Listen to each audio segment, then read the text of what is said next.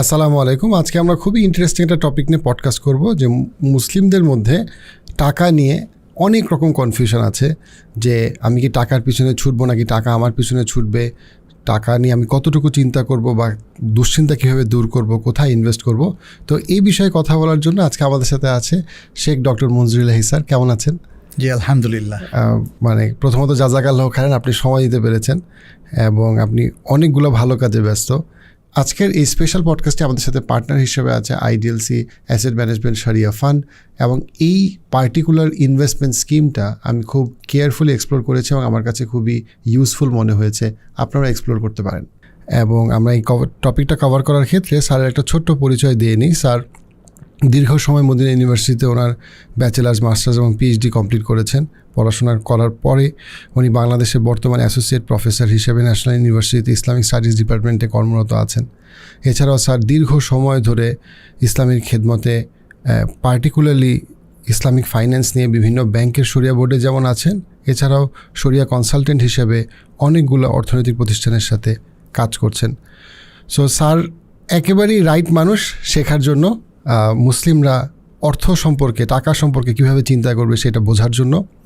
তো সে ব্যাপারে প্রশ্ন করতে গিয়ে স্যার প্রথমে যেটা আমরা শুরু করব আজকে, সেটা হচ্ছে যে অর্থনীতি তো একটা খুবই পাওয়ারফুল একটা জিনিস। পৃথিবী পরিবর্তনের ক্ষেত্রে অর্থনীতি একটা খুবই বড় প্রভাবক।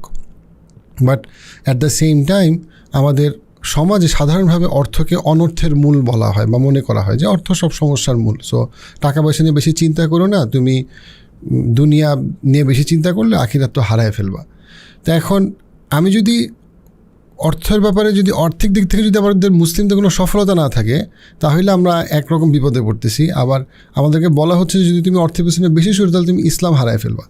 তাহলে আমরা আসলে কীভাবে জিনিসটা করব, কীভাবে ব্যালেন্স করতে পারি? জি ধন্যবাদ আপনাকে। খুবই চমৎকার একটা বিষয় আপনি নিয়ে এসেছেন। এটা আলোচনার দাবি রাখে, কারণ যেহেতু এই বিষয় নিয়ে আমাদের কনফিউশন আছে। আপনি প্রথমেই বলেছেন যে অর্থ ছাড়া আসলে জীবন অচল, কোনো উন্নয়নও আসলে অর্থ ছাড়া সম্ভব নয়। এটা সত্য, এটা বাস্তবতা। ইসলাম কিন্তু অর্থের এই প্রয়োজনীয়তাকে কখনোই অস্বীকার করেনি। অর্থনৈতিক যে সকল কর্মকাণ্ড মানুষের উন্নয়নের জন্য প্রয়োজন, সেটা কিন্তু ইসলাম সবগুলো অ্যালাউ করেছে। তবে ইসলাম এই অর্থনৈতিক কর্মকাণ্ডগুলোকে একটা এথিক্সের সাথে এবং কিছু নীতিমালার সাথে রেস্ট্রিক্ট করে দিয়েছে। আর এই রেস্ট্রিকশানটা না থাকলে তখনই অর্থ অনর্থের সৃষ্টি করে। যে কারণে আপনি বললেন যে অনেক মানুষ সেটা মনে করে। তাদের মনে করাটা কিন্তু একদম ভুলও নয়। যেমন যদি কেউ অর্থনৈতিক কর্মকাণ্ডের মধ্যে সে ট্রান্সপারেন্ট থাকে, অনেস্টি, ইন্টিগ্রিটি যদি সে মেনটেন করে এবং সে যদি এর মধ্যে কোনো করাপশানের দ্বারস্থ না হয়, তাহলে তো এটা প্রত্যেকটা ইভেন্টের, আমাদের উন্নতির, সামাজিক উন্নয়ন, আমাদের একাডেমিক উন্নয়ন, মোরাল উন্নয়ন সব কিছুকে প্রমোট করবে এটা। কিন্তু যদি যেমন ধরেন কেউ অর্থনৈতিক কর্মকাণ্ডের মধ্যে ঘুষের প্রচলন করে, কিংবা সে চুরিচামারি করে, কিংবা সে অন্যের অর্থনৈতিক অধিকারকে হরণ করে এবং ব্যবসার মধ্যে সে ম্যানুপুলেট করে, তাহলে কি হবে? তাহলে এই যে অর্থনৈতিক কর্মকাণ্ড সবগুলোই কিন্তু করাপ্টেড হয়ে যাচ্ছে এবং এর জাতাকলে পিষ্ট হবে মানুষ। আমরা আজকে দেখতে পাচ্ছি বিভিন্ন অর্থনৈতিক কর্মকাণ্ডের মধ্যে বিভিন্ন সিন্ডিকেট কাজ করছে আমাদের সমাজের মধ্যে, তাই না? যেমন জিনিসগুলোকে, নিত্য প্রয়োজনীয় জিনিসগুলোকে স্টক করে একটা সিন্ডিকেট করে এমন দাম বাড়িয়ে দিচ্ছে, তাহলে একদল লোকের হাতে কোটি কোটি টাকা জমা হচ্ছে বা হাজার হাজার কোটি টাকা জমা হচ্ছে, কিন্তু সাধারণ মানুষগুলো নাভিশ্বাস। সে কিন্তু তার প্রয়োজনীয় খাদ্য পর্যন্ত এর সংস্থান করতে পারে না। তাহলে এর মাধ্যমে বোঝা যাচ্ছে যে অর্থ তখনই প্রকৃত উন্নয়নের একটা এলিমেন্ট, উপকরণ হবে, যখন এটাকে অনেস্টি, ইন্টিগ্রিটির সাথে ব্যবহার করা হবে। আর অর্থের ব্যবহারটা ইসলামে কিন্তু নিশ্চিত করা হয়েছে। যেমন সূরা আন-নিসার 29 নম্বর আয়াতে আল্লাহ সুবহানাহু ওয়া তাআলা বলছেন, ইয়া আইয়ুহাল্লাযীনা আমানু লা তাকুলু আমওয়ালাকুম বাইনাকুম বিল বাতিল ইল্লা আন তাকুনা তিজারাতান আন তারাদিন বাইনাকুম। বলছেন যে তোমরা তোমাদের মধ্যে যে সম্পত্তিগুলো আছে, সেই সম্পত্তিগুলোকে বাতিল পন্থায় ভক্ষণ করো না, আত্মসাৎ করো না। ভক্ষণ বলতে এখানে আত্মসাৎ। তবে এটা যদি তোমাদের মধ্যে পারস্পরিক সম্মতির ভিত্তিতে তিজারাত হয়, বিজনেস হয়, তাহলে এটা জায়েজ। তাহলে এটা তোমরা রোল করতে পারো, এটা নিয়ে তোমরা অর্থনৈতিক কর্মকাণ্ডগুলোকে মুভ করতে পারো, চালাতে পারো। তাহলে এখানে কিন্তু একদম ছোট্ট একটা কথায় অর্থকে কিভাবে উন্নয়নের হাতিয়ার হিসাবে ব্যবহার করা যায়, কিভাবে অর্থকে একটা সঠিক প্রভাবক হিসাবে ইউজ করা যায়, সেটা কিন্তু বলা হয়েছে।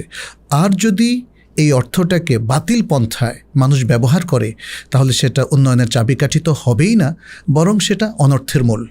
তাহলে আমার মনে হয় এই আলোচনার মধ্য দিয়ে আমাদের কাছে ক্লিয়ার হয়ে গেল যে অর্থ কখন আমাদের জন্য সহায়ক শক্তি, আমাদের উন্নয়নের একটা চাবিকাঠি হিসেবে ব্যবহৃত হতে পারে, আর অর্থ কখন অনর্থ হতে পারে বা অনর্থের কারণ হতে পারে, সেটা আমাদের কাছে আসলে এই ডিসকাশন থেকে স্পষ্ট। স্যার, ব্যক্তির ইমানের ক্ষেত্রে যদি আমি বলি যে ধরেন আমরা সবসময় ক্যারিয়ার প্ল্যানিং করি, তেমনি আমরা টাকার প্ল্যানিং করি, তখন অনেকেরই একটা, যেটা আমি বলবো যে আমাদের যে মুসলমানদের যেভাবে শিক্ষা পড়ানো যেভাবে হয়, সেখানে এই হাদিসগুলো অনেক আসে, যে যেমন কিয়ামতের দিন একটা হাদিসে বলা হয়েছে যে যারা দরিদ্র তাদের হিসাব সহজ করা হবে।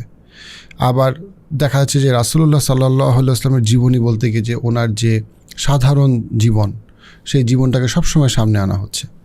এবং যখনই কেউ হয়তো বা একটা ফাইন্যান্সিয়াল প্ল্যান নিয়ে চিন্তা করতেছে বা লেটসে সেটা যে কোনো রকম হোক, তখনই এটাকে দেখা হচ্ছে যে একটা ঈমান বহির্ভূত কাজ হিসেবে। কারণটা হচ্ছে যে তুমি তো ওই সময়টা কোরআন পড়তে পারতা, তুমি তো ওই সময় হাদিস চর্চা করতে পারতা, কিন্তু ওই সময় তুমি আসলে এমন একটা কাজ করতেছো যেটা তোমার টাকা বাড়বে, কিন্তু টাকা বাড়লে তোমার লাভ কি, তুমি তো মারাই যাবা, তুমি তো আর কবরে টাকা নিয়ে যাবা না।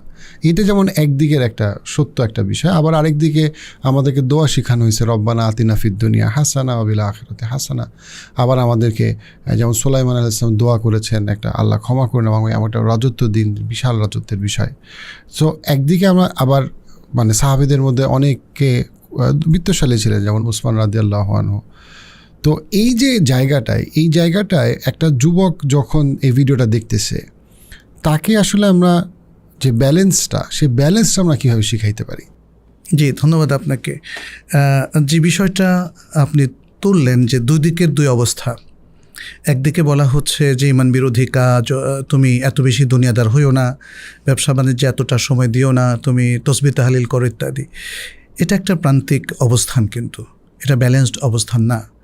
আবার যদি মানে আমরা যেমন রব্বানা আতিনা ফিদ দুনিয়া হাসানা ওয়া ফিল আখিরাতি হাসানা, দুনিয়ায় আমাদের কল্যাণ দাও, আখিরাতে কল্যাণ দাও। দুনিয়ার কল্যাণ, দেখেন এই যে আয়াতটা, এটা ব্যালেন্সড। এখানে দুনিয়ার কথাও বলা হচ্ছে, আবার আখিরাতের কথা বলা হচ্ছে। ইমব্যালেন্স কোনটা? ইমব্যালেন্স হলো শুধু দুনিয়ার দিকে আসলে মানে অতিমাত্রায় আগ্রহী হয়ে পড়া বা দুনিয়ার সাথে রিলেটেড হয়ে পড়া, কানেক্টেড হওয়া, যে সে তার আখিরাতকে একদম ভুলে গেছে, এবং আখিরাতে ভুলার কারণে সে তার ইমানকে ভুলে গেছে, সে তার আকিদাকে ভুলে গেছে, ইবাদতগুলো ঠিকমতো পালন করছে না। তাহলে এটা আরেকটা প্রান্তিক সীমানা। তাহলে এই যে দোয়াটা আমাদেরকে শেখানো হলো, এর দ্বারা বোঝা গেল যে আমাদেরকে আসলে ব্যালেন্সড লাইফ লিড করতে হবে, তাহলেই দুনিয়া আখিরাতের মধ্যে সমন্বয় হবে। তাহলে এখানে যেটা আমরা বলবো যে আমাদেরকে উদ্বুদ্ধ করা হয়েছে অবশ্যই ইবাদতের জন্য, ইমানের সময় দেওয়ার জন্যে, ইমানি তারবিয়াতের জন্য, এবং কোরআন তেলাওয়াত করা, কোরআন পড়া, হাদিস পড়া, ইসলামকে জানা, ইসলামিক বিভিন্ন যে রুলিংসগুলো আছে কিংবা ইসলামিক যে এটিকেটসগুলো আছে, এথিক্সগুলো আছে, এগুলো জানার জন্য তো আমাদেরকে নির্দেশনা দেওয়া হচ্ছে। কারণ ইসলামটা হলো একটা এলেম, ইসলাম হচ্ছে একটা নলেজ বেসড রিলিজিয়ন। এখানে নলেজের বাইরে কোনো মুভমেন্ট নেই, নলেজের বাইরে কোনো ইস্যু নাই, নলেজের বাইরে কোনো রুলিং নাই। ফলে আমরা বলবো যে এটা যেমন উদ্বুদ্ধ করা হয়েছে, ঠিক তেমনি ইসলাম কিন্তু এটাও বলেছে সম্পদ এটা নেয়ামা, এটা জিনাতুল হায়াতের দুনিয়া। বলা হয়েছে সন্তান এবং তোমাদের সম্পদ এটা হলো জিনাতুল হায়াতের দুনিয়া, দুনিয়ার শোভা। এটা কিন্তু কোরআন বলছে আমাদেরকে। আবার আমরা একটু আগে যে আয়াতটা নিয়ে আলোচনা করলাম, সেখানে সূরা আন-নিসার 29 নম্বর আয়াতে, সেখানে সম্পদের ব্যবহারের ব্যালেন্সড ওয়েটা এখানে বলে দেওয়া হয়েছে। বাতিল পন্থায় সম্পদের যেন কোনো ধরনের ব্যবহার না করা হয় সেটা বলা হয়েছে। আবার পারস্পরিক সম্পত্তি অর্থাৎ ইসলামের যে এটিকেটস নির্ধারণ করে দেওয়া হয়েছে, তার ভিত্তিতে সম্পদকে রোল করা, সম্পদের ব্যবহার করা এবং ট্রানজ্যাকশনগুলো করার জন্য সেখানে নির্দেশনা দেওয়া হয়েছে। আমরা যদি কোরআনের আরও অনেকগুলো আয়াত দেখি বা হাদিসে রাসূল সাল্লাল্লাহু আলাইহি ওয়াসাল্লাম কীভাবে সম্পদের ব্যবহার করেছেন সেটা যদি দেখি, তাহলে দেখব তিনি ইবাদতকে ঠিক রেখে এবং তার এটিকেটস ঠিক রেখে তিনি কিন্তু সম্পদের বহুল ব্যবহার করেছেন। কারণ কোনো সমাজই তো সম্পদ ছাড়া দাঁড়াতে পারে না। আপনি যেমন মসজিদ স্থাপনের কথা যদি বলি, সেখানেও তো সম্পদের প্রয়োজন হয়। এবং মসজিদে নববীর ইতিহাস যদি আমরা দেখি, তাহলে সেখানে দেখব রাসূল সাল্লাল্লাহু আলাইহি ওয়াসাল্লাম 2 ইয়াতিম থেকে জমিটা কিনেছিলেন। তারা বলল যে না, আমরা ফ্রি দিতে চাই। নবী সাল্লাল্লাহু আলাইহি ওয়াসাল্লাম বললেন যে না, এটা তিনি কিনবেনই। তাহলে এখানে সম্পদের প্রয়োজন হয়েছে। তাহলে ইসলামের বেসিক যে কোনো বিষয়ও যদি আপনি স্টাবলিশ করতে চান, সেখানে কিন্তু পয়সার প্রয়োজন হয়, সম্পদের প্রয়োজন হয়। অতএব সম্পদ ছাড়া তো জীবনটা অচল। মুসলিমদের জীবন, ইসলামের প্রমোশনটাও সম্পদের উপর নির্ভরশীল। কিন্তু অতিমাত্রায় সম্পদের দিকে গিয়ে যেন আমরা ইসলামের এটিকেটস থেকে যেন আমরা সরে না যাই, বা বিলিফ থেকে যেন সরে না যাই, আমাদেরকে সে নির্দেশনা দেওয়া হয়েছে। তাহলে এই ধারণাটা ভুল যে আমরা সব ধরনের অর্থনৈতিক কর্মকাণ্ড বাদ দিয়ে চুপ করে বসে থাকব আর শুধু তসবিহ টিপব, কিংবা সারাদিন শুধু ইবাদতের মধ্যে থাকব। আমাদের তো অর্থনৈতিক কর্মকাণ্ড তো ইবাদত, যদি সেটা হালাল এবং বৈধতার সীমারেখার মধ্য দিয়ে হয়। জি, আমরা যদি একটু পরবর্তী ধাপে যাই, যে আমরা যদি ফাইন্যান্সিয়াল প্ল্যানিং নিয়ে কথা বলি, যা আমাদের আজকের প্রোগ্রামে পডকাস্টের পার্টনার হচ্ছে আইডিএলসি অ্যাসেট ম্যানেজমেন্ট শরিয়া ফান্ড, এবং তারা ফাইন্যান্সিয়াল প্ল্যানিং শরিয়া ভিত্তিক এমন অনেক কাজ করে, এবং তাদের যে পেপারস বা অ্যাক্টিভিটিস খুবই ইন্টারেস্টিং। সেটা নিয়ে আমরা ধাপে ধাপে আলোচনা করব।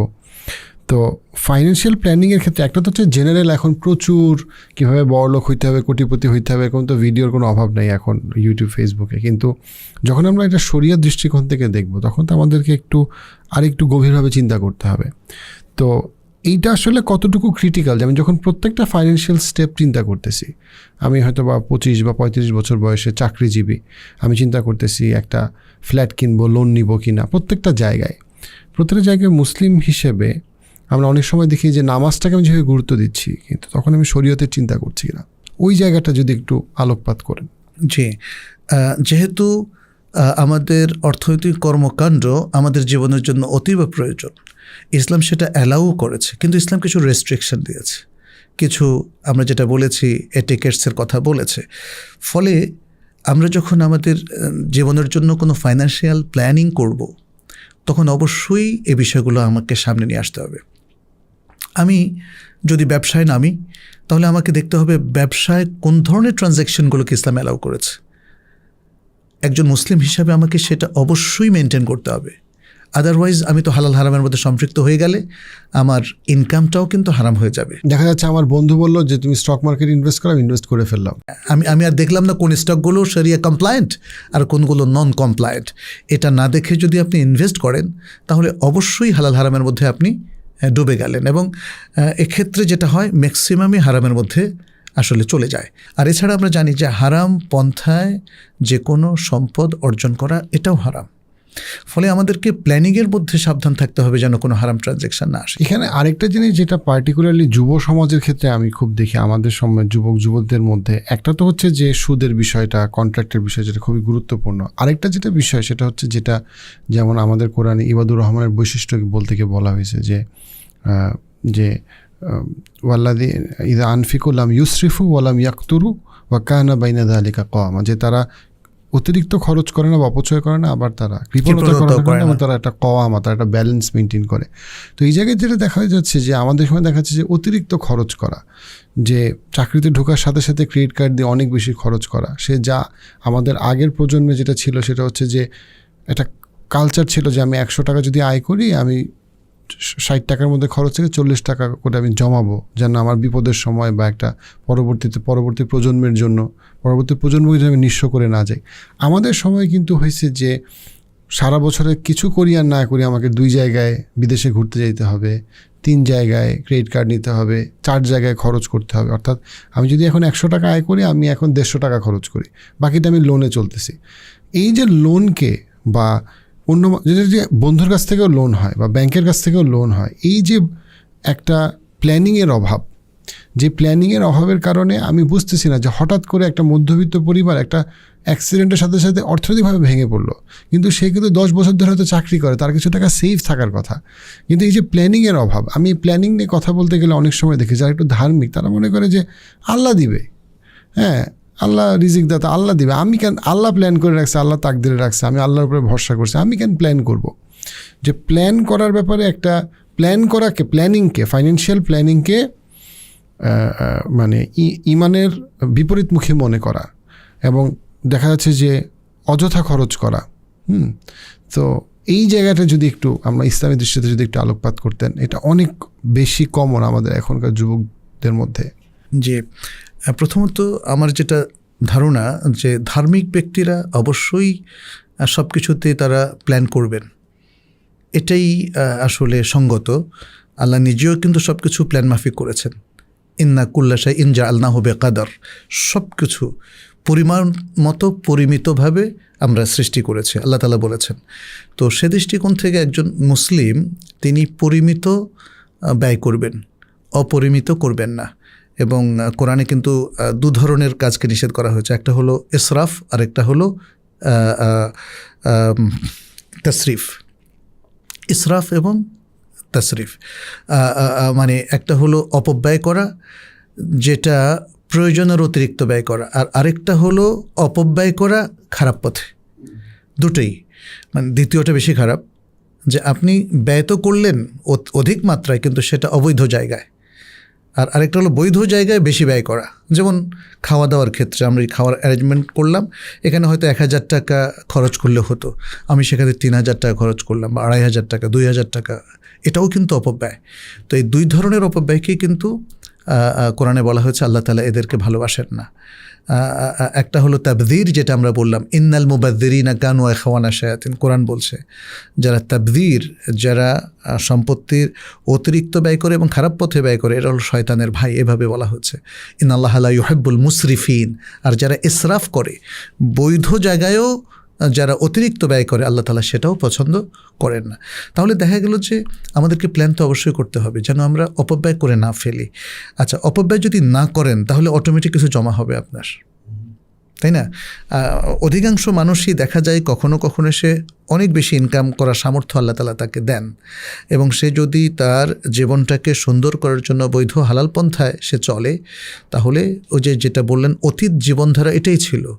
আর এখন আমাদের খরচ কেন বেড়ে গেল? আধুনিক জীবনধারাটা আসলে আমাদেরকে সেদিকে ঠেলে দিয়েছে, দিন কিন্তু আমাদেরকে সেদিকে ঠেলে দেয়নি। এজন্য যারা প্রকৃত ধার্মিক তারা কিন্তু দেখবেন যে তারা ক্রেডিট কার্ড নিয়ে এভাবে উল্টাপাল্টা খরচ করে না। কিন্তু আপনি যদি ওয়েস্টার্ন কোনো কান্ট্রিতে যান, দেখবেন যে একজন ভাই বা বোনের মানি ব্যাগের মধ্যে 10টা থেকে 15টা, 20টা, 30টা পর্যন্ত ক্রেডিট কার্ড। তাহলে এটা হলো উন্নত বা আধুনিক জীবনের আসলে একটা, আমি বলবো এটা অভিশাপই। কারণ আপনি যখন এতগুলো ক্রেডিট কার্ড ইউজ করছেন, তার মানে আপনি মানে এই সুযোগটা নিলেন, তাইলে কতগুলো টাকা আপনি অন ক্রেডিটে লোন নিলেন বোঝা। আচ্ছা, কতদিনে শোধ করবেন? আমাকে একজন ভাই বলেছিলেন, তিনি আমেরিকাতে থাকেন, তিনি বললেন, ভাই আমি সারা জীবনের জন্য এই সুদের অভিশাপের মধ্যে ডুবে গেলাম, আমি জানি কোনোদিন আমি বের হতে পারবো না। তিনি আমাকে দেখালেন তার কাছে কতগুলো ক্রেডিট কার্ড। তাহলে আমার কাছে মনে হয় এটার জন্য ধার্মিকতা দায়ী না, এটার জন্য দায়ী হচ্ছে আধুনিক ফ্যাসিলিটিগুলো ক্রিয়েট করা বা ক্যাপিটালিজম। আমার এখনও মনে পড়ে বা এখনও দেখছি যে মানে যেখানে আপনি থাকেন না কেন, বিভিন্ন ব্যাংকের সেলস রিপ্রেজেন্টেটিভরা আপনার কাছে এসে ক্রেডিট কার্ড অফার করছে, এই বাংলাদেশেও এখন। তো যেমন আমাকে অনেকে বলেছে যে আপনার সুদ দিতে হবে না, আপনি 45 দিনের মধ্যে শোধ করে দিলে আর সুদ দিতে হবে না। মানে আমাকেও একটু উৎসাহিত করছে। তো আমি ওনাকে বললাম, আপনাকে ধন্যবাদ, তবে আমাকে তো সুদ দেব এই জন্যই সই করতে হবে, তাই না? যদি আমি ওই 45 দিন বা 60 দিন আমি ক্রস করি। যাই হোক, এটা একটা কথার উদাহরণ দিলাম। তো এভাবে আমার কাছে যেটা মনে হয়, আমাদের জীবনধারার মধ্যে ব্যালেন্স রক্ষা করাটা খুবই জরুরি, এবং অতিরিক্ত ব্যয় এটা ইসলাম কখনোই অ্যালাউ করে না। তাহলে আমরা প্ল্যান করতে হবে সেভাবে। স্যার, এখানে একটা বিষয় কি, যে এখানে কিন্তু সবসময় সমস্যাটা শুধু ক্রেডিট কার্ড না, সমস্যাটা অনেক ক্ষেত্রে হচ্ছে যে লাইফস্টাইলটা আমাদেরকে যে জীবনধারাটা আমাদেরকে প্রমোট করা। যেমন পার্টিকুলারলি ইউএসএতে এবং অস্ট্রেলিয়াতে অনেকবার যাওয়া হয়েছে, এবং আমি দেখছি যে ওদেরকে বিষয়টাকে এভাবে দেওয়া যে তুমি সারা জীবন লোনেই থাকবা, এটাই জীবন। বাড়ি কিনবা লোনে, গাড়ি কিনবা লোনে, সারা জীবন তুমি লোনে থাকবা এবং তুমি পেচেক টু পেচেক, যেটাকে ওরা বলে যে মানে বেতন টু বেতন, তোমার কাছে কোনো সেভিং থাকবে না, এটাকেই তারা স্বাভাবিক বানায় ফেলছে। কিন্তু আমরা এখন দেখতে পাচ্ছি যে এটার জন্য কিন্তু তারা আসলে ভালো নাই, তাদের অর্থনীতি সবসময় ভালো নাই। যখন খারাপ দিন যায় তখন সাধারণ মানুষরা বেশি এফেক্টেড হয়। এটা অবশ্যই আমাদের ধর্ম বলে নাই, কিন্তু এটাতে আমরা মানে ফিলসফিক্যাল দর্শনের দিক থেকে আমরা প্রভাবিত হয়ে যাই। হ্যাঁ তাই তো, আমি আমি মুসলমান, কিন্তু আমি তো আল্লাহর উপরে ভরসা করছি, তো আমি টাকা আছে খরচ করে ফেলি, আমার তো আমি কেন জমাবো, কেন বিনিয়োগ করব, এদের তো দরকার নেই, আমি খরচ করে ফেলি। কিন্তু আমাদের নবী সাল্লাল্লাহু আলাইহি ওয়াসাল্লাম তো বিনিয়োগ করছেন, উনি নিজে কাজও করছেন, পরিশ্রমও করছেন, আবার উনি সেলফ এমপ্লয়েড ছিলেন এক সেন্সে, আবার উনি বিনিয়োগও করছেন। যদি আমরা সত্যিকারভাবে দিনদার হয়ে থাকি তাহলে অবশ্যই আমাদেরকে ব্যালেন্স রক্ষা করতে হবে। আমরা মানে একথা আসলে বলতে পারি না যে আল্লাহ ভরসা সব খরচ করে ফেলি, বা আমরা এটাও করতে পারি না যে আর সব মানুষ যেভাবে আধুনিক লাইফস্টাইলের কাছে আত্মসমর্পণ করেছে আমিও সেটা করব। আমাকে তো অবশ্যই আমার দিনের যে মূল ভিত্তি অথবা মূল নির্দেশনা, ইনস্ট্রাকশন, সেটা ফলো করতে হবে। আমি তো যদি এই যেটা আপনি ক্রেডিট সিস্টেমে সব কিছু মানে আমার দৈনন্দিন জীবনের সব কিছু যদি আমি লোনে ক্রয় করি তাহলে কেমনে হবে? আমরা যেটা দেখলাম যে গাড়িও লোনে, বাড়িও লোনে, তারপরে আরও সব কিছু লোনে হচ্ছে, তাই না? আমি তো দেখেছি যে ইভেন কেউ একজন হোটেলে খেলেন, তিনি ক্রেডিট কার্ড দিয়ে সেটা পে করছেন, তাই না? ট্রাভেল লোন, সব কিছু তো লোন। তাহলে এটা তো ইসলাম কখনো অ্যালাউ করেনি। ইসলাম এমন কি বলেছে হজ লোন করে না করতে। আপনি যদি যেমন ধরেন লোনের ফ্যাসিলিটি আছে আপনার, প্রতি বছর লোন করে আপনি হজ করতে যেতে পারেন। লোনটা যদি হালালও হয় তাও কিন্তু সবসময় এটাকে খুব চরমভাবে ডিসকারেজ করেছে। আপনার মানে দু ধরনের সামর্থ্য দেখেন, একটা হচ্ছে আপনার নিজের টাকা আছে যেটা দিয়ে আপনার সমস্ত প্রয়োজন মিটিয়ে আপনি হজে গিয়ে আবার ফেরত আসতে পারেন, তখনই ইসলাম বলেছে আপনার উপর হজ ফরজ। আর দ্বিতীয় অবস্থাটা হলো কি, আপনার নিজের টাকা নেই, তবে আপনার অনেকগুলো ক্রেডিট কার্ড আছে, এই ক্রেডিট কার্ড দিয়ে আপনি 10 বছর হজ করতে পারবেন মানে লোন নিয়ে। কিন্তু ইসলাম বলেছে একবারও আপনার হজ করতে হবে না, লোন নিয়ে হজ করাটা ইসলাম পছন্দ করে না। আর যদি সে লোন হয় সুদের ভিত্তিতে তাহলে তো এই হজটাও। তারপরে দেখেন বিয়ের ক্ষেত্রে আমি যদি বলি, এটা আরেকটা মানে মুশকিল বা সমস্যা, বা যে বিয়ে কিন্তু এখন আমরা অভ্যস্ত হয়ে গেছি লোনেই বিয়ে হবে, মানে মোহরানাও লোনে, মানে 10 টাকা মোহরানা হলে 1 টাকা দিয়ে বাকিটা আর দিব কি দিব না পরে দেখা যাবে, এটাতে আমরা অভ্যস্ত হয়ে গেছি। এটাও শরীয়ত পারমিশন দেয় না, বাট আমাদের সবাই দেখা যাচ্ছে এটা করতেছে। আবার দেখা যাচ্ছে যে বিয়ের অনুষ্ঠান লোনে। তারপরে আবার আরেকটা যে জন্য আমি লাইফস্টাইল কথা বলছি, যে আজকে থেকে 40 বছর আগে একটা পরিবারে বাবা শুধুমাত্র আয় করতো, বেশিরভাগ ক্ষেত্রেই স্ত্রী আয় করতো না, এবং তারপরেও টাকা জমতো, টাকা বিনিয়োগ হইতো। এখন স্বামী স্ত্রী 40 বছর পরে দুইজনই চাকরি করে, তারপরেও তারা দুজনই লোনে, এবং দেখা যায় তারপরেও সংসারে মানে হাঁসফাঁস অবস্থা। সবাই যেটা বলে যে জিনিসপত্রের দাম অনেক বাড়ছে, হ্যাঁ এটা সত্যি, দাম বাড়ছে, কিন্তু ইনকামও তো বেড়েছে, ইনকামও বাড়ছে। এবং কিন্তু তার থেকে আমার কাছে মনে হয় যেটা বড় ব্যাপার সেটা হচ্ছে যে আমরা ওই যে আয় বাড়ার আগেই খরচ বাড়ায় ফেলতেছি। এইটাকে আমরা আসলে এই জায়গায় আমাদের যে অ্যাকাউন্টেবিলিটি, যে আমি এত তাড়াতাড়ি খরচ বাড়াইতেছি কেন, বা আমার লাইফস্টাইল এত তাড়াতাড়ি আমি এক্সপেন্সিভ করতেছি কেন, এই জায়গাটা অনেক অসচেতনতা আছে, যেটা আসলে ডেফিনেটলি ইসলাম বলে নাই। এই জায়গায় আমার মনে হয় আমাদের এডুকেট করা দরকার। মানে সম্পদের ব্যবহার, সম্পদের প্ল্যানিং এবং লাইফস্টাইল একজন মুসলিম হিসেবে আমাদের কেমন হওয়া উচিত, এই ট্রেনিংগুলো প্রয়োজন। কারণ আধুনিক জীবনধারার মধ্যে দেখবেন যে ইসলামের ইনস্ট্রাকশনগুলোর সাথে মানুষ পরিচিত হচ্ছে না। তিনি মুসলিম, তিনি মসজিদে যাচ্ছেন, বাট তিনি সম্পদের ব্যবহারের ইসলামের নীতিমালা জানেন না, এবং অনেক সময় তারা কনফিউজড হয়ে যান যে ইসলামিক ফিনান্সিয়াল যে ট্রানজ্যাকশনগুলো সেগুলো কোনটা শরিয়া কমপ্লায়েন্ট, কোনটা শরিয়া কমপ্লায়েন্ট না, এই বিষয়গুলোতেও তারা কনফিউজড হয়ে যান, অথচ তিনি মুসলিম। আবার অনেক সময় বিপরীত ধারার কথাগুলো শোনা যায় যে না, ইসলামিক ফিনান্স বলতে কিছু নাই, ইসলামিক ব্যাংকিং বলতে কিছু নাই, তাই না, মানে শরিয়া ফান্ড বলতেও কিছু নাই। এই যে একটা নেগেটিভ চিন্তাভাবনাগুলো চলে এসছে, তার পেছনে কিছু কারণও আছে। হয়তো এই ফান্ড ম্যানেজমেন্টগুলো অথবা শরিয়া কমপ্লায়েন্স প্রোটেক্ট করার ক্ষেত্রে কিছু ত্রুটি হচ্ছে, কিছু ভায়োলেশন হয়ে যাচ্ছে। সেগুলোকে এভিডেন্স হিসাবে দেখিয়ে অনেকে হয়তো বলতে চান যে না, এই ট্রানজ্যাকশানগুলোতে যেহেতু ভুল আছে, অতএব ইসলামিক ফিনান্সিয়াল ট্রানজ্যাকশান সবটাই ভুল, অথবা ব্যাংকিং সবটাই ভুল, এই ধরনের বিষয়গুলো বলছে। আচ্ছা, এখানে ছোট্ট একটা কথা আমি একটু বলি। লোন সবসময় নিষিদ্ধ নয়, কিন্তু লোনটাকে ডিসকারেজ করা হয়েছে। তবে যেই লোনগুলোর সাথে শরিয়ার ভায়োলেশন আছে, যেমন সুদের ভিত্তিতে লোন, সেটা কিন্তু ইসলামে একদমই নিষিদ্ধ। আচ্ছা, যেহেতু লোন সবসময় নিষিদ্ধ না, তাহলে কোন জায়গায় জায়েজ? যেমন আপনার যখন ক্যাপাসিটি থাকবে না নিত্য প্রয়োজনীয় জিনিস কেনার, তখন আপনি পার্সোনাল লোন নিতে পারেন যদি কোনো পার্সন সাহায্য কেউ না করে। দ্বিতীয়ত হচ্ছে মহরানার ক্ষেত্রে, যদি যেমন আপনার মানে যাকে আপনি বিয়ে করতে যাচ্ছেন তার একটা সামাজিক মর্যাদা আছে, এমন তো না যে তার মর্যাদা হানি করে আপনি একদম কমিয়ে দিবেন মহরানা।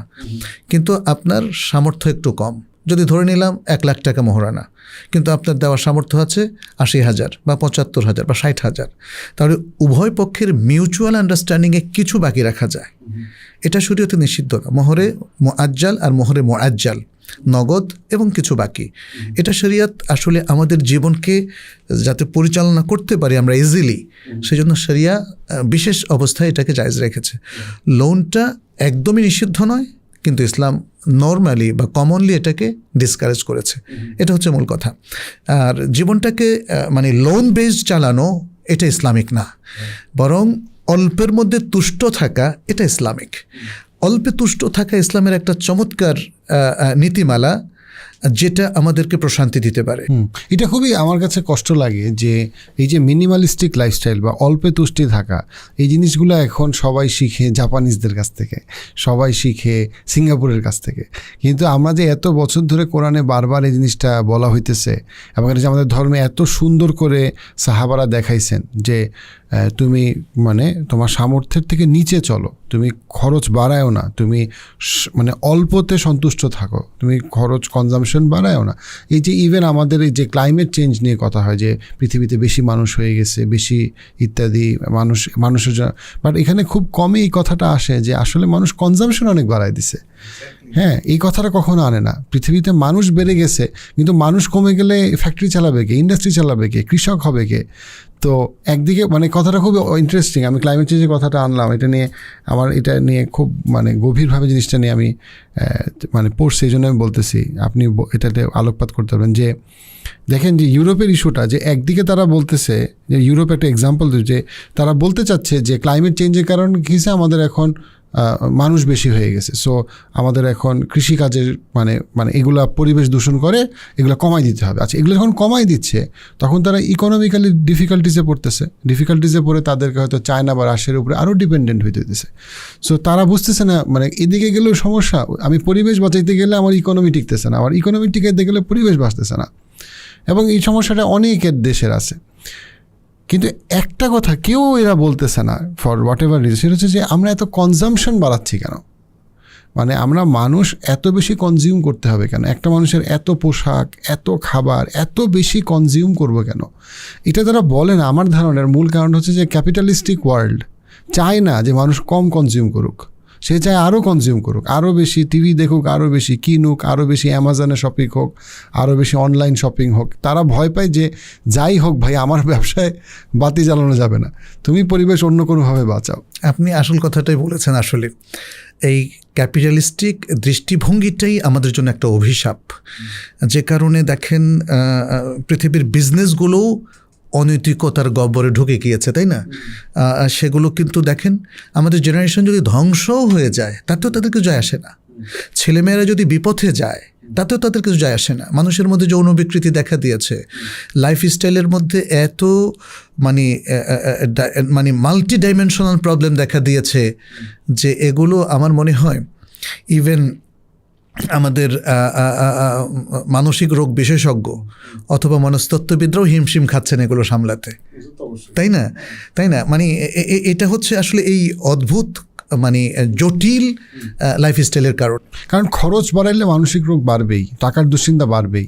যে সেটা। আর যেটা বললেন যে এই যে দেখেন তারা কনজামশন বাড়াচ্ছে, এই কনজামশনটা কি আমাদের জীবনের জন্য কোনো প্রয়োজন আছে, নাকি এটা জীবনের জন্য কোনো উপকারী? যেমন ফাস্টফুড কালচার আপনি দেখেন, এখন একজন ব্যক্তি, আমি মদিনা অবস্থানকালেও দেখেছি, যেমন মানুষের লাইফস্টাইল কী হয়ে গেছে, বাসায় রান্না করে না, সে যে ফাস্টফুড খাবে।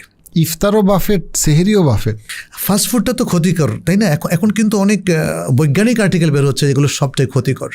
তাহলে আপনি লাইফস্টাইলকে এত মানে খরচের দিকে নিয়ে গেলেন, কিন্তু ওটা তো আপনার কোনো উপকার করছে না, মানে একটু মজা পাচ্ছেন এই। তাহলে মানে এর মধ্য দিয়ে কিন্তু আমাদের অনেকগুলো ক্ষতি হয়ে যাচ্ছে। দেখেন, আগে স্বামী স্ত্রী তারা নিজেরা রান্না করে খেত, বাচ্চারা মায়ের হাতে রান্না খেত, ওর মধ্যে ছিল স্নেহ, ভালোবাসা, মমতা, বিশুদ্ধতা, পারিবারিক বন্ধন। হ্যাঁ, বিশুদ্ধতা তো বটেই, ফলে অসুস্থ মানুষ কম হতো, ফাস্টফুডে মানুষ অসুস্থ বেশি হচ্ছে। আচ্ছা, আর এখন দেখেন ফাস্টফুড কালচারটা এসে আমাদের মায়া মমতাকে একদম বিদায় জানালো।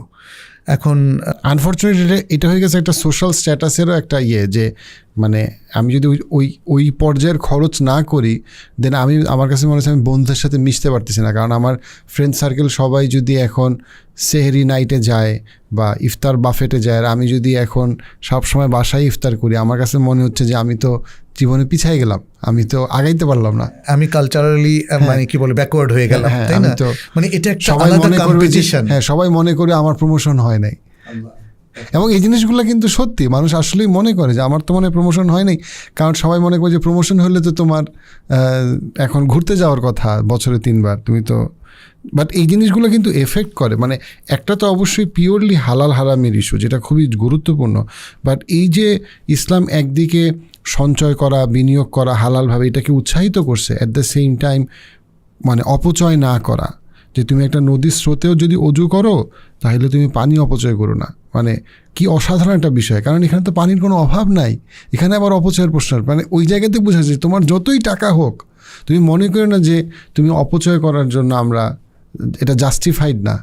মানে খুব অদ্ভুত সুন্দর। মানে এই দুটো জিনিস যেটা আপনি বললেন, একটা হলো কিছু সঞ্চয় করা এবং অপচয় না করা, এ দুটো ইসলামে মানে খুবই গুরুত্বপূর্ণ দুটো ইস্যু।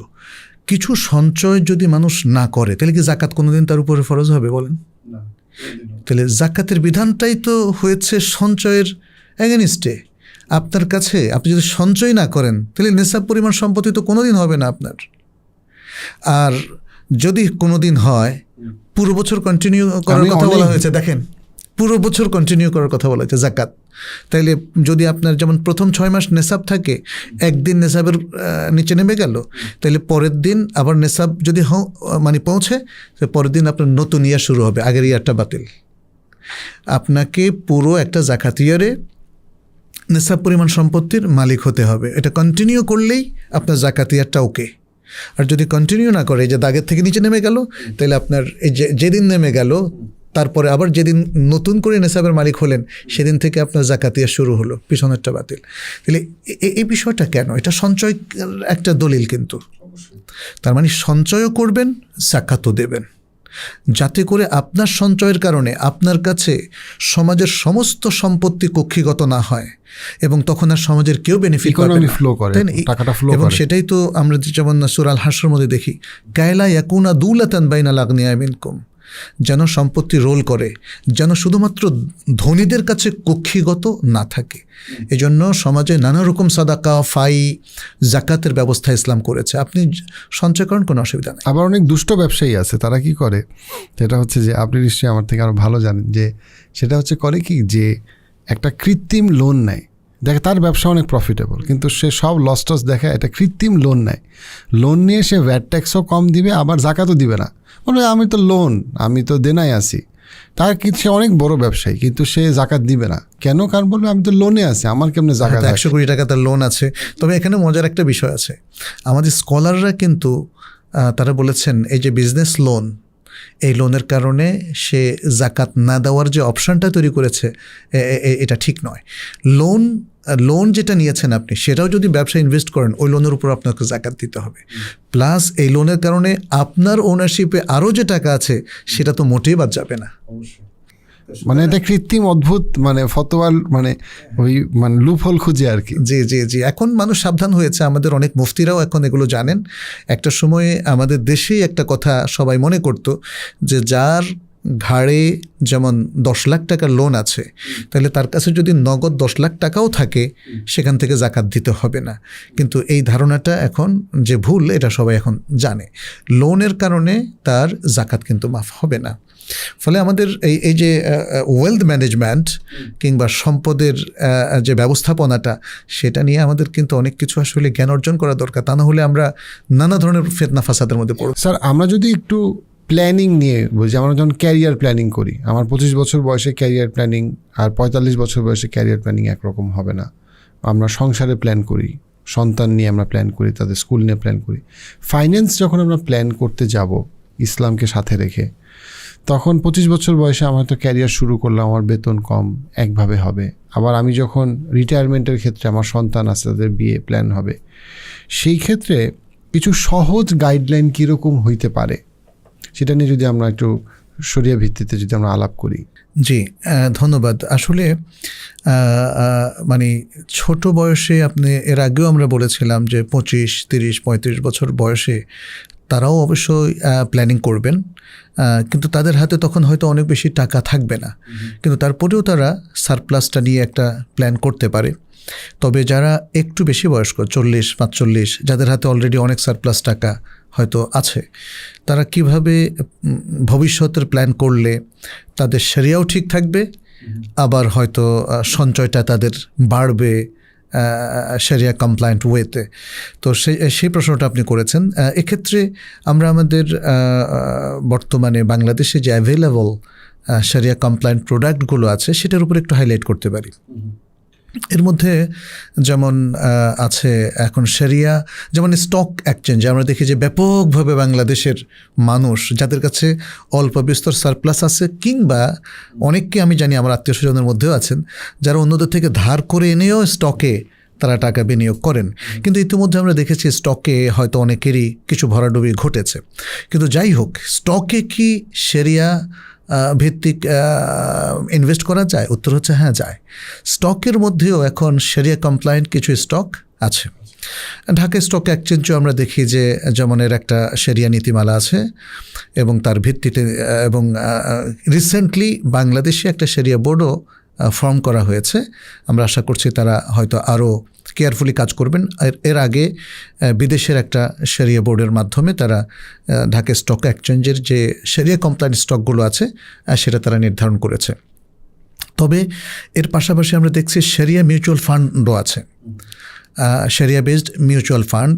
যেগুলো মিউচুয়াল ফান্ড অ্যাকচুয়ালি মানে কি করে এবং কেন এটা শরিয়া বেসড?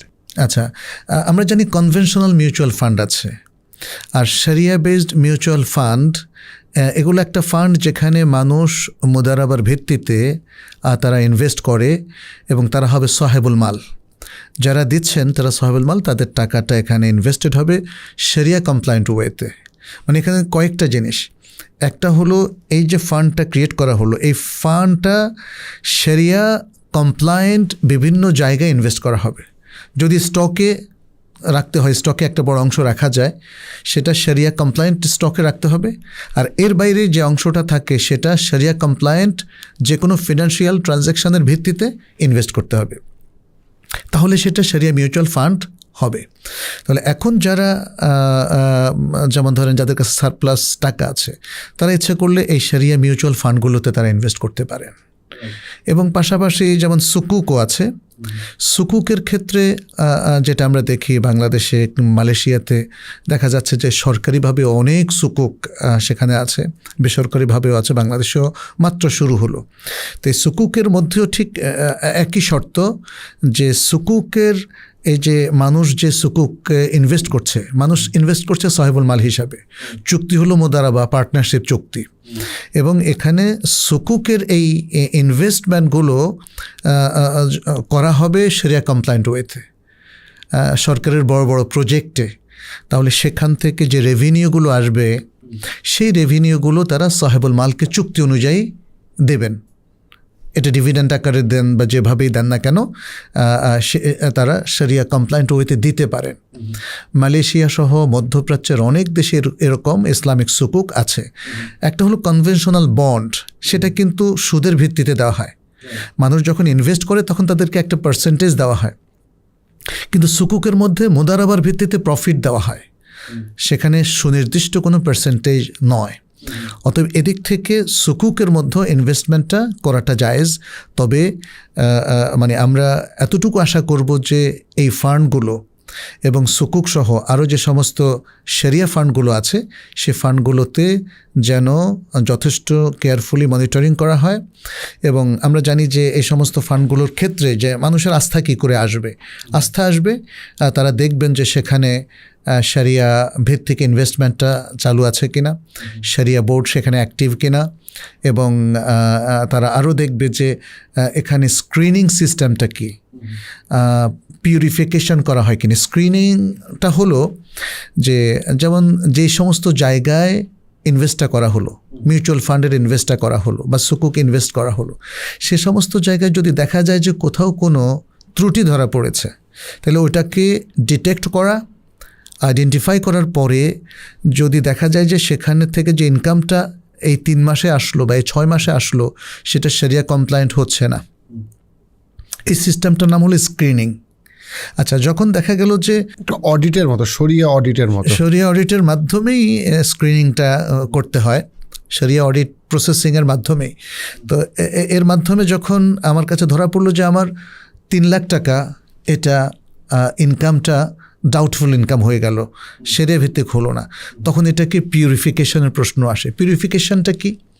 পিউরিফিকেশন হচ্ছে যে এই অ্যামাউন্টটা আমরা ডিভিডেন্ড আকারে বা প্রফিট আকারে দেব না কাউকে, যেহেতু এটা একটা সন্দেহপূর্ণ আয় অথবা এই আয়টা শরিয়া লঙ্ঘনজনিত আয়, ফলে এটাকে সিএসআরে সওয়াবের নিয়ত ছাড়া ব্যয় করা হবে।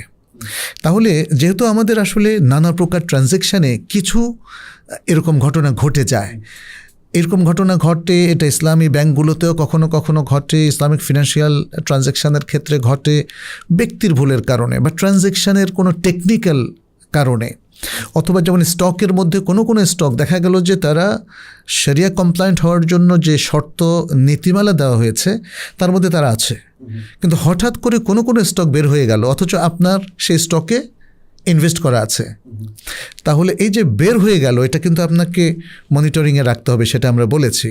আপনি দেখলেন যে 3 মাস ঠিক ছিল, পরবর্তী 3 মাস তার স্টককে মানে শরিয়া কমপ্লায়েন্সের বাইরে, তাহলে আপনি প্রত্যেক 3 মাসের জন্য একটা ইনকাম পেলেন, ওই ইনকামটা যখন এই স্টকটা শরিয়া কমপ্লায়েন্সের বাইরে চলে গেল, এই তখনকার রেভিনিউটা আপনার স্ক্রিনিং করে ডিটেক্ট করতে হবে, তারপরে পিউরিফাই করতে হবে।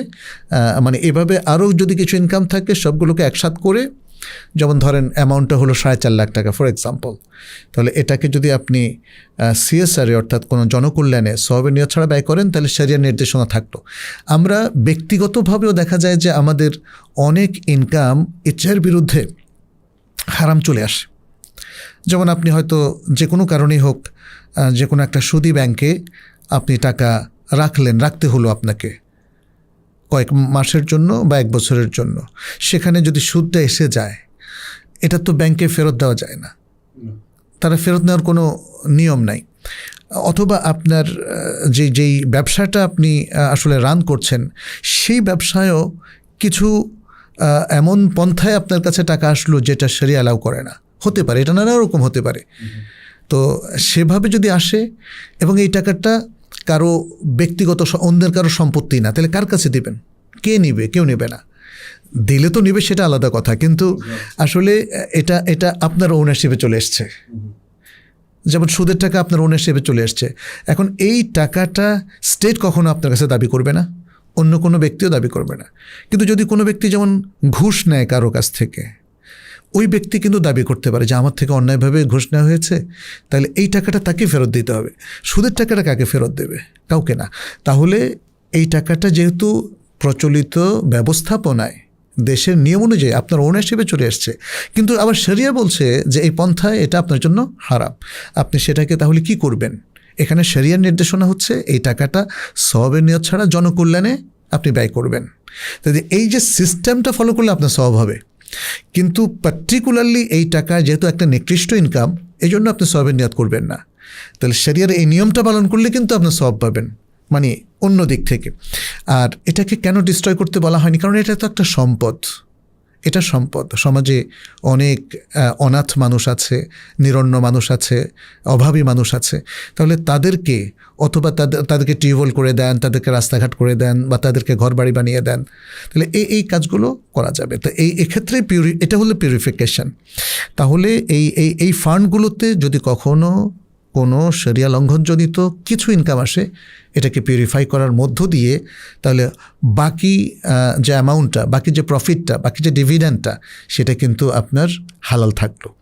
ফলে আমার মনে হয় যে যাদের কাছে সারপ্লাস এখন অ্যামাউন্ট আছে, তারা এখন এই ব্যবস্থাপনার মধ্য দিয়ে শরিয়া কমপ্লায়েন্ট এই সমস্ত জায়গাগুলোতে তারা ইনভেস্ট করতে পারে। এখানে একটা মানে গুরুত্বপূর্ণ বিষয় যদি আপনি একটু আপনার মতামতটা দেন। আমার কাছে যে জন্য মানে শরিয়া বেস মিউচুয়াল ফান্ডটা খুব গ্রহণযোগ্য মনে হয়, আমি অনেক বছর ধরেই স্টক মার্কেটে মানে সাথে জড়িত। তো আমি যেটা দেখি সেটা হচ্ছে বেশিরভাগ মানুষ দুইটা জায়গায় আটকায় যায়। এক নাম্বার যেটা, সেটা হচ্ছে যে যেহেতু তাদের আসলে এত সময় নাই পড়াশোনা করার, তারা হয়তো ভালো মানুষ, ধর্মপ্রাণ মুসলমান, কিন্তু তারা দেখা যাচ্ছে যে একদিকে তারা মনে করে যে কিছু মানুষ মনে করে যে একদম সব হারাম, যাবই না। তখন তাদের মধ্যে একটা বিরক্তি কাজ করে যে তাহলে আমি কী করবো টাকাটা নিয়ে। আর যারা করতে যায় তারা দেখা যায় যে হালাল কোনটা হারাম কোনটা এত কিছু বোঝার সময় নেই, করে ফেলতেছে। এটা একটা বিষয়। আরেকটা যেটা বিষয় সেটা হচ্ছে কি, সেই ক্ষেত্রে মিউচুয়াল ফান্ডে যদি একটা ভালো শরিয়া বোর্ড থাকে, রিলায়েবিলিটি থাকে, তখন শরিয়া বোর্ড তাদের এক্সপার্টিসই হচ্ছে এটা, যে আপনি একটা বিশেষজ্ঞকে দিয়ে দিচ্ছেন, যে বিশেষজ্ঞ আসলে ডিসাইড করতেছে যেন এটা হারাম দিকে না যায়। তখন আপনি আর এটার জন্য দায়ী থাকতেছে। আপনি নিজে যখন করতেছেন তখন এটা আপনার দায়। আপনি যখন এটা বিশেষজ্ঞর কাছে দিচ্ছেন, তার মানে হচ্ছে সে বিশেষজ্ঞ জিনিসটাকে দেখতেছে। অনেকটা আপনি যদি নিজের দাঁত ঠিক করতে যান, ক্ষতি হতে পারে। আপনি যদি ডেন্টিস্টের কাছে যান, সেটা বেটার। একদিকে যেমন এটা সত্যি, আরেকটা হচ্ছে গিয়ে যে আপনার অনেকে শেয়ার মার্কেট বুঝে না। মানে ধরলাম আমি হালাল, আমার লেটসে 10টা হালাল কোম্পানি আছে, কিন্তু সে ওই যে কোম্পানিটাকে সে স্টাডি করবে, কোম্পানিটার আগের 5 বছরের রেকর্ড কেমন, সামনের প্রফিটেবিলিটি কেমন, ওইটা সে বুঝে না। তোমার কি মনে হয়, তোমার কি মনে হয়, আচ্ছা দিলাম, তোমার কি মনে হয়, তোমার কি মনে আছে, দিলাম। এবং দেখা যাচ্ছে যে তার লালবাতি চলে আসে। লালবাতি চলে আসে, তখন তার কাছে মাথা গরম হয়ে যাচ্ছে। এটা আরেকটা জায়গা যে মিউচুয়াল ফান্ডে যারা ম্যানেজ করতেছে, তারা 10 বছর, 20 বছর, 30 বছর, সারা জীবন ধরে তারা এই জিনিসই করতেছে। তো তাদের কাছে প্রত্যেকটা বছরের প্রত্যেকটা কোম্পানির যে স্টাডি, ইনসাইড নিউজ না, মানে আমি বলছি এথিক্যাল যেই জিনিসটা তার জানার কথা, স্টাডি করার কথা, সেই এথিক্যাল নলেজটা তার আছে। সো এই জায়গাটা আমার কাছে মনে হয় যে শরিয়া বেস মিউচুয়াল ফান্ডের এটা একটা স্ট্রেংথ, যে আপনি একটা এক্সপার্টের হাতে দিচ্ছেন, যেই এক্সপার্ট শরিয়ার দিক থেকেও এক্সপার্ট, আবার মার্কেট নলেজের দিক থেকেও এক্সপার্ট। যেই দুইটার একটা এক্সপার্টিস অনেক ক্ষেত্রে একটা সাধারণ মানুষ হিসেবে অ্যাকোয়ার করাটা অনেক সময় সাপেক্ষ এবং ডিফিকাল্ট। না, ঠিকই বলেছেন। তো সেই দৃষ্টিকোণ থেকে যদি কেউ অধিক জানতে চায়, তাহলে মিউচুয়াল ফান্ডের অথবা সুকুকের সাথে যারা সম্পৃক্ত আছেন তাদের সাথে তারা 1-to-1 বসতে পারেন, অথবা যারা এগুলোকে ম্যানেজ করছেন সেখানকার এক্সপার্টদের সাথেও বসতে পারেন। ম্যানেজ যারা করছেন তারাও কিন্তু নলেজ নিয়ে করছেন, আর তাদের সাথে সহায়ক এবং খুবই পাওয়ারফুল শক্তি হচ্ছে যেটা আপনি বললেন, শরিয়া সুপারভাইজারি কমিটি বা শরিয়া বোর্ড। কারণ তারা এগুলোকে মনিটর করছেন টাইম টু টাইম, এবং তারা প্রয়োজনীয় পরামর্শ দিচ্ছেন যেটা খুবই স্ট্রিক্টলি ফলো করার কথা। এবং যদি ফলো কখনো করা না হয়, সেটা আবার ডিটেক্ট হচ্ছে পরবর্তী কোনো মিটিংয়ে। যদি কোনো অ্যামাউন্ট চলে আসে যেটা আমি বললাম একটু আগে Purification, যে শরিয়া ভায়োলেশনের কারণে, তখন সেটাকে পিউরিফিকেশনের মধ্যে নিতেই হয়, কোনো উপায় নেই। এখানে মানুষের একটা ফান্ডামেন্টাল কোয়েশ্চেন বারবার চলে আসে, এটা ইভেন আমি ধার্মিক মানুষদের মধ্যে বা সব রকম মানুষের মধ্যে আমি দেখি, সেটা হচ্ছে যে দিনের শেষে আপনি মুদারাবা, মুশারাকা, সুকুক সবগুলো বিষয়ের ক্ষেত্রে মানুষের একটা কমন প্রশ্ন হইল যে এটা তো আলটিমেটলি একই জিনিস হলো।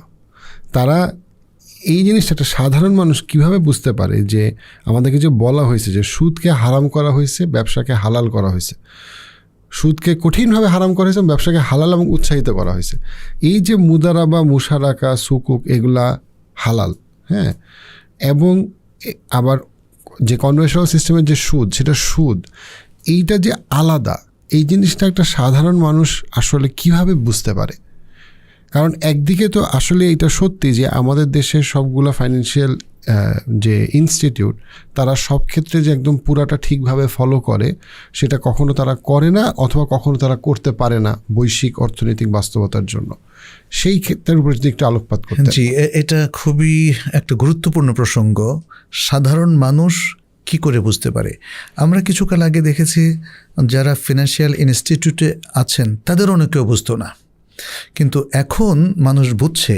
আমি শুরুতেই বলেছিলাম ইসলাম হচ্ছে নলেজ বেসড রিলিজিয়ন। এখানে কিন্তু নলেজ না থাকলে আপনি পরিপালন করতে আগাইতেই পারবেন না, তাই না? আপনি একজন ডাক্তার হতে চান, দেখেন তো ডাক্তারি বিদ্যা না থাকলে কি আগানো যায়? যে কোনো সায়েন্স আপনাকে সেই জ্ঞান অর্জন করতে হবে, সেটা যত ক্ষুদ্রই হোক না কেন। তো এখানে ইসলামিক ট্রানজ্যাকশনগুলো সম্পর্কে তাদের বেসিক নলেজটা লাগবে। এর যে টার্মিনোলজিগুলো যেটা আপনি বললেন, যেমন মুশারাকা কি? Partnership business. মুদারাবাও আরেক ধরনের পার্টনারশিপ বিজনেস।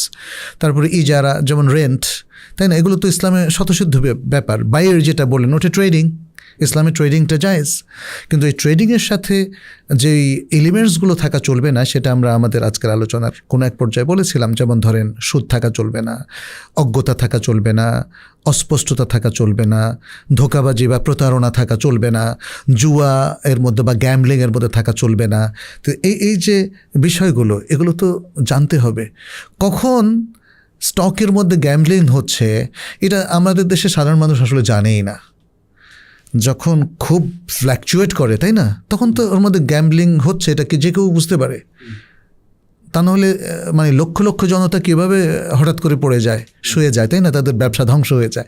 এই জিনিসগুলো বুঝতে হবে। তাইলে যদি কেউ না বুঝতে পারেন, ব্যবসায় যখন তিনি মাথায় হাত দেন, একদিন তাকে আখেরাতেও মাথায় হাত দিতে হবে, তাই না?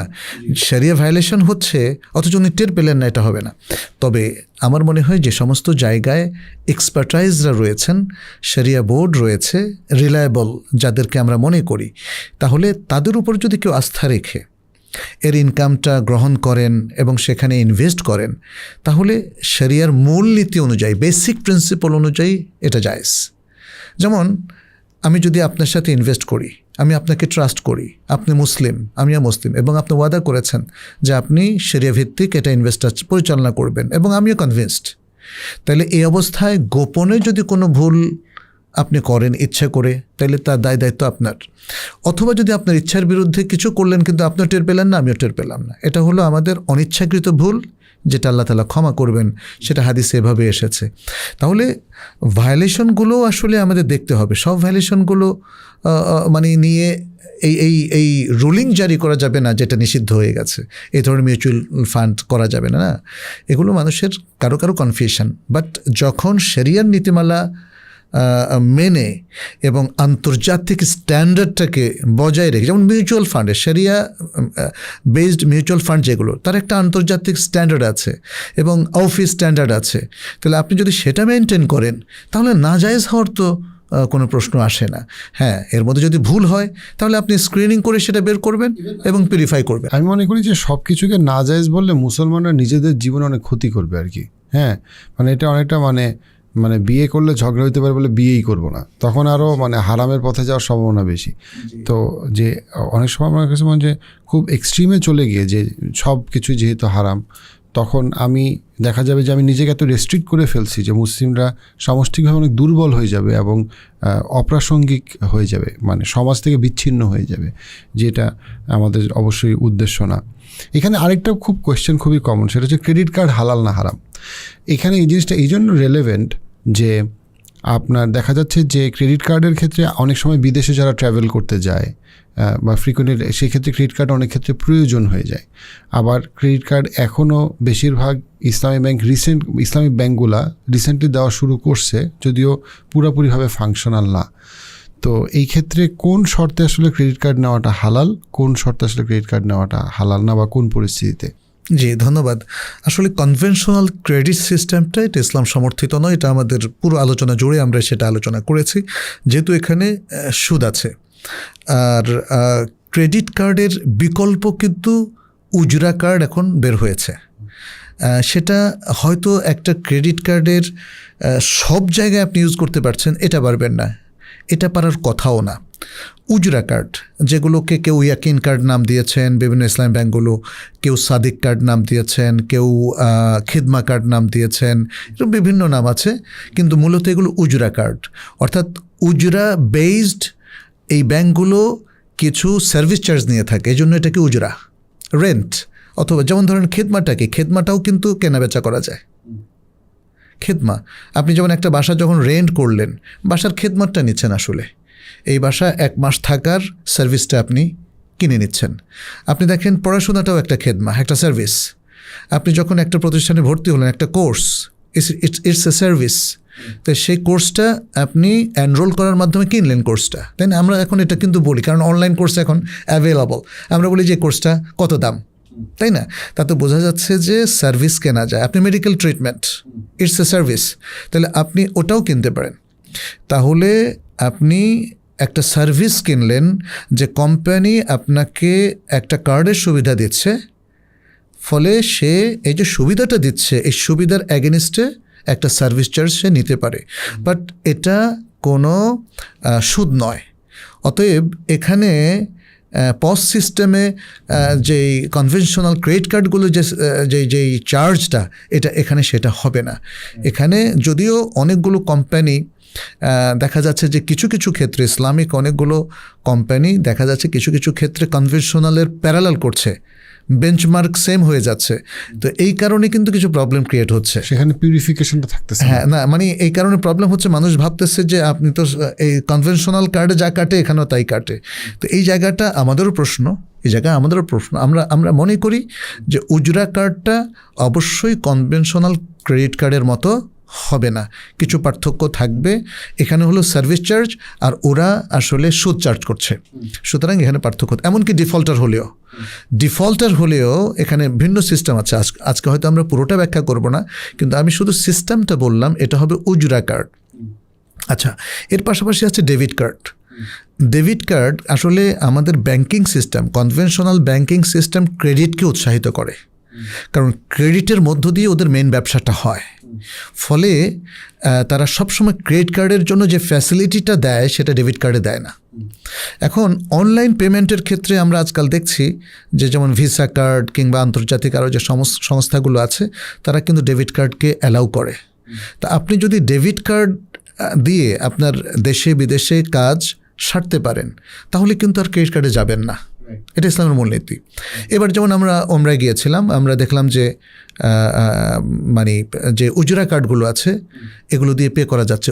উজরা ডেবিট কার্ড, আমি ডেবিট কার্ডের কথা বলছি, আমি ক্রেডিট কার্ডের কথা বলছি না, বা উজরা কার্ডও বলছি না। ডেবিট কার্ড দিয়ে আপনি পে করতে পারছেন, আপনার অ্যাকাউন্ট থেকে সরাসরি যাচ্ছে। তাহলে দেখা গেল যে এটা যদি হয় সবচেয়ে ভালো, তাইলে হ্যাঁ সবচেয়ে ভালো, এবং ক্রেডিট কার্ড আপনি প্রয়োজন ছাড়া নেবেন না। দ্বিতীয় হচ্ছে, দ্বিতীয় আমরা বললাম যে ক্রেডিট কার্ডের বিকল্প হলো উজরা কার্ডগুলো, সেটা খিদমা কার্ড, ইয়াকিন কার্ড, সাদিক কার্ড, যেগুলো ইসলামিক নিয়ম অনুযায়ী আসলে এগুলোকে ফরম্যাট করা হয়েছে, তৈরি করা হয়েছে। তাহলে সেটা নেবেন আপনি। ফুল ক্রেডিট কার্ড, যেটা কনভেনশনাল ক্রেডিট কার্ড, সেখানে আপনি যাবেন না। থার্ড হচ্ছে আরেকটা সিচুয়েশান, যে এখানে ডেবিট কার্ডও কাজ করলো না, উজরা কার্ডও কাজ করলো না, বা ইসলামিক কোনো কার্ড কাজ করলো না। ইসলামিক কার্ডগুলোকে আমরা ক্রেডিট কার্ড, আসলে ইসলামিক ক্রেডিট কার্ড বলাটা সঙ্গত নয়, কারণ এগুলো ক্রেডিট সিস্টেমটা ফলো করে না। তাহলে কেন আমরা ক্রেডিট কার্ড বলবো? ক্রেডিট কার্ড হচ্ছে একদম কনভেনশনাল প্রোডাক্ট। এই জন্যে আমরা বলবো থার্ড অপশান হচ্ছে কনভেনশনাল ক্রেডিট কার্ড, যে সেটা ছাড়া যদি আপনার যে একটা জনপদে আছেন, একটা শহরে আছেন, বা একটা দেশে আছেন, যে ক্রেডিট কার্ড ছাড়া আপনার জীবনটা অচল, তাহলে সেক্ষেত্রে কোনো মতেই সুদে কখনো সম্পৃক্ত হবেন না, এই শর্তে আপনি ক্রেডিট কার্ডটা হয়তো ইউজ করতে পারেন। সেটা হয়তো বা ওয়েস্টার্ন কান্ট্রির ক্ষেত্রে প্রযোজ্য, আমাদের ক্ষেত্রে আমাদের ক্ষেত্রে সেটা প্রযোজ্য না। আমাদের দেশে আমরা ডেবিট কার্ড ইজিলি ইউজ করতে পারি, যদিও তারা ডেবিট কার্ডে ক্রেডিট কার্ডের সমস্ত অফারগুলো দেয় না। তাতে কি যায় আসে? আমার তো ইম্পর্টেন্ট না, অফার তো ইম্পর্টেন্ট না, অফার সামান্য কিছু আসলে ফ্যাসিলিটি, কিন্তু আমি তো আমাদের আখিরাতকে নষ্ট করতে পারবো। আমি যদি ক্রেডিট কার্ডে যাই তাহলে আমরা উজরা কার্ডে যেতে হবে। এক্স্যাক্টলি। আমরা যদি শেষ প্রশ্নে চলে আসি স্যার, সেটা হচ্ছে যে আমাদের একটা কমন ইয়ে থাকে যে আহারে আমি যদি একটু সঞ্চয়পত্রে যাইতাম তাহলে আমার একটু ট্যাক্স বেনিফিট পাইতাম। তো আমি তো সঞ্চয় যেতে পারতেছি না, কারণ সেটা একটু সুদের সাথে সম্পর্কিত। তো সেই ক্ষেত্রে আমার জন্য আর কি অপশন আছে যেটা শরিয়া ভিত্তিক, আবার আমি কিছু ট্যাক্স বেনিফিট পাইতে পারি, স্পেশালি যাদের হয়তো বা সম্পদ বা আয়ের পরিমাণ একটু বেশি? জি জি, যখন আয়ের পরিমাণ বেড়ে যায় তখন ট্যাক্সও তো বেড়ে যায়, এটা আমরা জানি, তাই না? বাড়তে বাড়তে সেটা 40% বা 50% গিয়ে পৌঁছে। সেক্ষেত্রে এই ধরনের হয়তো বিত্তশালী মানুষরা অনেক সময় বৈধ পন্থায় ট্যাক্স রিবেটটা তারা চান, এটাই আপনার মূল প্রশ্ন। এক্ষেত্রে তিনি আবার এটাও হয়তো খুঁজছেন যে শরিয়া কমপ্লায়েন্ট ওয়েটা কী, কারণ তিনি আসলে ট্যাক্স রিবেট চান বাট শরিয়া ভায়োলেশন চাচ্ছেন না। কনভেনশনাল যেমন যে প্রোডাক্টগুলো আছে, যেমন সঞ্চয় বন্ডের কথা আপনি বললেন, এগুলো চাচ্ছেন না, বা কনভেনশনাল মিউচুয়াল ফান্ডটা চাচ্ছেন না। এক্ষেত্রে আমার জানা মতে এখন পর্যন্ত সবচেয়ে বেস্ট প্রোডাক্টটা হচ্ছে শরিয়া মিউচুয়াল ফান্ড। আমাদের এ সকল ভাই বোনদের জন্য যাদের হাতে হয়তো হিউজ পরিমাণ টাকা আছে, তাদের হয়তো ব্যবসায়িক প্রফিট হোক বা ব্যবসা থেকে ইনকাম হোক, তাহলে তারা শরিয়া লঙ্ঘন না করে যদি তারা কর রেয়াত পাওয়ার জন্য ইনভেস্ট করতে চান, তাহলে শরিয়া কমপ্লায়েন্ট যে মিউচুয়াল ফান্ডগুলো আছে এখানে করতে পারেন। এখানে আমাদের জানা মতে সরকার সর্বোচ্চ 1 কোটি টাকা ইনভেস্টমেন্টের সুযোগ দিচ্ছেন, এবং সরকার নির্ধারিত তাহলে একটা রেয়াত, যেটা বর্তমানে এখন 15% আছে, এটা হয়তো কম বেশি হতেও পারে কখনো, তো সেই রেয়াতটা তিনি পেতে পারেন। যেমন 100 টাকায় তাহলে 15 টাকা তিনি রেয়াত পাবেন, 1 লাখ টাকায় 15,000 টাকা রেয়াত পাবেন, এভাবে। তো আমরা এখানে এনকারেজ করব এটা, কারণ আপনি কর রেয়াত পাওয়ার জন্য তো সুদে যেতে পারেন না, তাই না? মানে আসলে একজন মুসলিম হিসাবে আমরা সব সময় চিন্তা ভাবনা করি যে আমাদের আখিরাতটা ঠিক থাকে। এটাই মুসলিমের আসলে চিন্তা করা উচিত, আখিরাত ঠিক রেখে দুনিয়া পরিচালনা করা। তাহলে দুনিয়ার যত ব্যবস্থাপনা, বিশেষ করে মুসলিমদের জন্য, তারা আখিরাতকে ঠিক রেখে সেটা করবে। আমাদের অর্থনৈতিক কর্মকাণ্ডের ক্ষেত্রেও আমরা মনে হয় পুরো আলোচনা জুড়ে সেটাই আমরা আসলে করার চেষ্টা করেছি, যে যেন আমরা আমাদের দুনিয়ার সকল কর্মকাণ্ড চালাই, কিন্তু আমাদের দিনদারি নষ্ট না হয়, আমাদের ঈমান নষ্ট না হয়, আমাদের ইবাদত নষ্ট না হয়, এবং আমাদের আখিরাত নষ্ট না হয়। তাহলে আমি মানে পরিশেষে কথা বলবো যে আমরা যত অর্থনৈতিক কর্মকাণ্ড আছে, ব্যবসা বাণিজ্য আছে, কিংবা কর্পোরেট বিজনেস আছে, কিংবা উদ্যোক্তা হিসেবে আমরা যা কিছু করে থাকি সব কিছু আছে, অথবা আমরা কর রেয়াত পাওয়ার জন্য যা কিছু করি, কিংবা ইনভেস্টমেন্ট বাড়ানোর জন্য যা কিছু করি, সব কিছুর ক্ষেত্রে আমাদের দিন ঠিক রেখে আমাদের দুনিয়ার কাজ পরিচালনা করতে হবে, একটা ছোট্ট মূলনীতি। তাহলে আমাদের আর কোনো সমস্যা থাকবে না, ইমব্যালেন্স তৈরি হবে না। ইমব্যালেন্সটা তৈরি হয় যখন দুনিয়া ঠিক রেখে দিনকে আমরা যতটুকু পারি করি। এটা কিন্তু ভুল একটা মেথড, ভুল ফিলসফি, যে আমার দুনিয়া ঠিক থাকবে, আমার স্বাদ আহ্লাদ সব ঠিক থাকবে, যতটুকু এই স্বাদ আহ্লাদ ঠিক রেখে, বা দুনিয়ার জীবনটা, দুনিয়ার উদ্দেশ্যটা সব ঠিক রেখে, দুনিয়ার এই খোশ গল্প বা এনজয়মেন্ট ঠিক রেখে যতটুকু পারি দিন পালন করব, আর যতটুকু পারি না সেটা বাদ দিব। কিন্তু ইসলামের দৃষ্টিভঙ্গি হচ্ছে না, দিন ঠিক রেখে আপনি দুনিয়া যা পারেন করেন, অসুবিধা নাই। অর্থাৎ কোথাও দিনের কোনো নির্দেশনাকে ভায়োলেট করবেন না। ব্যাস, আপনি খেলেন, আপনি ঘুমান, আপনি ব্যবসা করেন, আপনি বিভিন্ন দেশ ভ্রমণে যান, আপনি ইনভেস্ট করেন, সবটাই কিন্তু জায়েজ হবে যদি প্রত্যেকটা ক্ষেত্রে দিনের মূলনীতি আপনি অনুসরণ করে দিনকে ঠিক রাখেন। তাহলে আর আমার মনে হয় ইমব্যালেন্স হবে না। চমৎকার এই আলোচনার শেষে যেটা আমি আমার জন্য এবং সবার জন্য সামারি যেটা একটা করা যেতে পারে, সেটা হচ্ছে যে আমরা মুসলমান হিসেবে কীভাবে টাকা আয় করি এবং কীভাবে টাকা ব্যয় করি, তার উপরে অনেকটাই নির্ভর করে আমরা কি জান্নাতের দিকে আগাচ্ছি নাকি জাহান্নামের দিকে আগাচ্ছি। আমাদের পরকালের জন্য যেমন সালাত গুরুত্বপূর্ণ, হজ গুরুত্বপূর্ণ, একইভাবে আমাদের সবসময় খেয়াল রাখা আমি টাকা কীভাবে আয় করছি, টাকা কীভাবে ব্যয় করছি এবং সেটা কি শরীয়ত সম্মত কিনা। শরীয়ত আমাদেরকে কৃপণ হতে বলে না, অপচয় করতে বলে না, দারিদ্রতার দিকে ঠেলে দেয় না, বরং আমাদেরকে দুনিয়া এবং আখিরাতে সমৃদ্ধির দিকে ঠেলে দেয়। সো জাযাকাল্লাহু খাইরান শেখ, আপনার গুরুত্বপূর্ণ বক্তব্যের জন্য, এবং ইনশাল্লাহ আমরা আবারও হয়তো কোনো গুরুত্বপূর্ণ বিষয় নিয়ে আলোচনা করব। জাযাকাল্লাহু খাইরান। আপনাকে অনেক অনেক শুকরিয়া, আপনিও চমৎকার বিষয়গুলো নিয়ে এসেছেন। বারাকাল্লাহু ফিক।